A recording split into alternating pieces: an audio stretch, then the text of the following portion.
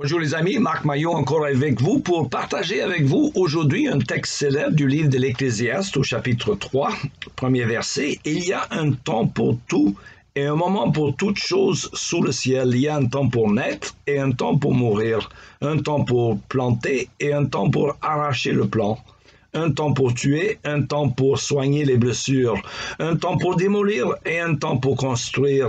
Il y a aussi un temps pour pleurer et un temps pour rire, un temps pour se lamenter et un temps pour danser, un temps pour jeter des pierres, un temps pour en ramasser, un temps pour embrasser et un temps pour s'en abstenir. Il y a aussi un temps pour chercher et un temps pour perdre, un temps pour conserver, et un temps pour jeter, un temps pour déchirer et un temps pour recoudre, un temps pour garder le silence et un temps pour parler, un temps pour aimer et un temps pour haïr, un temps pour la guerre et un temps pour la paix. Fini la lecture. Vous savez, mes amis, il y a beaucoup d'injustices dans ce monde. D'aucuns sont grands et forts, et d'autres petits et faibles. Certains sont riches, et d'autres pauvres. Mais il y a quand même quelque chose que nous avons tous en quantité égale, je dirais, le temps. Il y a 24 heures dans chaque journée pour tout le monde. Alors, comment nous investissons ces heures dépend de chacun de nous. Alors, comment allez-vous utiliser votre temps aujourd'hui? Alors, c'est la première question que nous devons nous poser le matin en nous levant. Il y a bien sûr des dépenses de temps, je dirais, non négociables en quelque sorte. Chacun doit dormir encore. S'agit-il de 4 heures, 5 heures, 6 heures, même plus pour certains, sur 24. Cela varie selon les individus.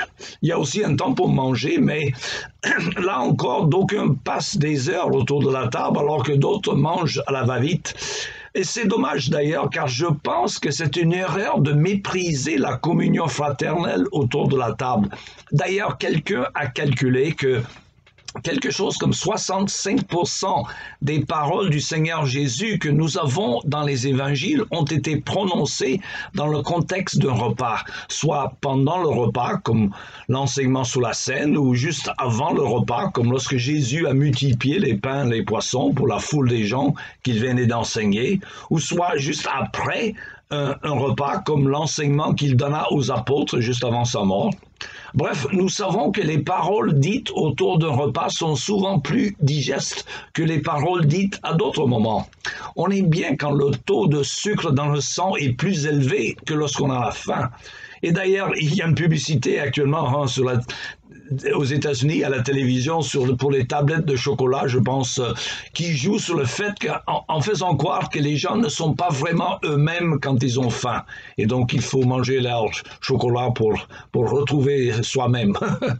Il y a un temps pour travailler et un temps de loisir. Il y a un temps pour l'exercice. Autrefois, dans les sociétés agricoles, il n'y avait pas vraiment le temps pour l'exercice, car les gens avaient bien assez d'exercice en faisant leur travail. Maintenant, avec nos métiers plus sédentaires, nous sommes obligés de trouver des moments pour l'exercice, faute de laquelle notre organisme souffre. Alors, la manière dont nous utilisons notre temps chaque jour révèle nos priorités, tout comme la manière dont nous dépensons notre argent. Alors, montre-moi ton agenda et je saurai qui tu es. Montre-moi de même ton chéquier et je saurai à peu près tout sur tes priorités.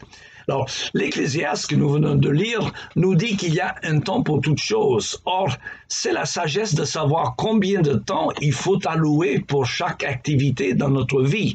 Apprendre à connaître Dieu par sa lecture, par la lecture plutôt de sa parole, la Bible doit figurer très haut sur la liste des priorités pour chaque chrétien, car Dieu nous a écrit une lettre d'amour, et c'est la Bible. Et dans ce livre, nous apprenons à le connaître et à savoir comment gérer notre vie ici-bas, en fonction de ce qui est important, de ce qui dure. L'éternité. Alors Jésus a dit, le ciel et la terre passeront, mais mes paroles ne passeront point.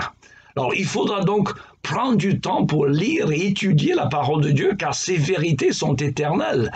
Dans 1 milliard d'années, tout ce que nous voyons autour de nous n'existera plus. Enfin, le soleil se consumera d'ici 4 milliards d'années, d'après les spécialistes. Mais la parole de Dieu demeure éternellement. Vous serez où dans 1 milliard d'années? Voilà, c'est tout le temps qu'il nous reste pour aujourd'hui. Il me reste à vous souhaiter une bonne journée et à la prochaine.